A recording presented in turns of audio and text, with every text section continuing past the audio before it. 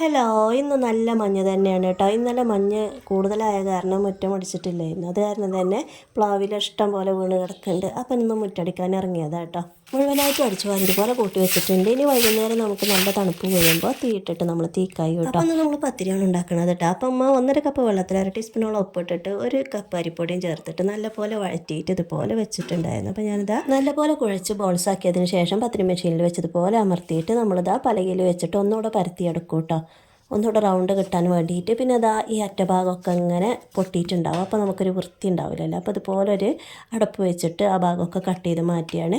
അപ്പോൾ ആ ഉമ്മനെ ഭംഗിയുള്ള പത്തിരി ഇവിടെ റെഡി ആയിട്ടുണ്ട് കേട്ടോ. ഇനി ബാലൻസ് വരുന്നത് നമ്മളൊന്നുകൂടെ ബോൾസാക്കിയിട്ട് അതുപോലെ തന്നെ പത്തിരി പ്രസ്സിൽ വെച്ചിട്ട് കൊടുക്കും. ചൂടായ ചട്ടിയിലേക്ക് ഇതുപോലെ പത്തിരി ഇട്ട് കൊടുത്ത് ഒന്ന് പഫായിട്ട് വരുമ്പോൾ ഒന്ന് മറിച്ചിട്ട് കൊടുത്ത് അതുപോലെ ഫുള്ളായിട്ട് പഫായിട്ട് കിട്ടും കേട്ടോ. നല്ല സോഫ്റ്റ് ആയിട്ടുള്ള വൈറ്റ് കളറിലുള്ള പത്തിരി റെഡി ആയിട്ടുണ്ട്. ഇനി ഇതിലേക്ക് സൂപ്പർ കോംബോ ആയിട്ടുള്ള തേങ്ങ വറുത്തരച്ച ചിക്കൻ കറി കൂടെ ഉണ്ടാക്കിയിട്ടുണ്ട് ഉമ്മാട്ട. അതും കൂടെ കൂട്ടിയിട്ട് രാവിലെ കഴിച്ചു. അതിനുശേഷം ഉച്ചക്ക് ചോറും പയറുപ്പേരിയും പടകൂട്ടാനും ഉണക്കമീനുമാണ് ഉണ്ടാക്കിയിട്ടുള്ളത് കേട്ടോ. അപ്പോൾ അത് വിളമ്പിയിട്ട് കഴിക്കുകയാണ്.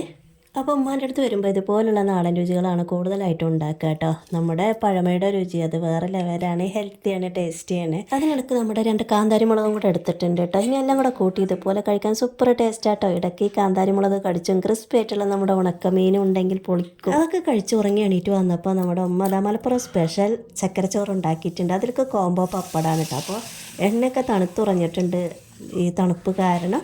അപ്പോൾ അതും കൂട്ടി കഴിച്ചു. അപ്പോൾ ഇത്രയേ ഉള്ളൂ ഇന്നത്തെ ഞങ്ങളുടെ കുഞ്ഞു വ്ളോഗ്. ഇഷ്ടമായാലും സപ്പോർട്ട് ചെയ്യാൻ മറക്കല്ലേ.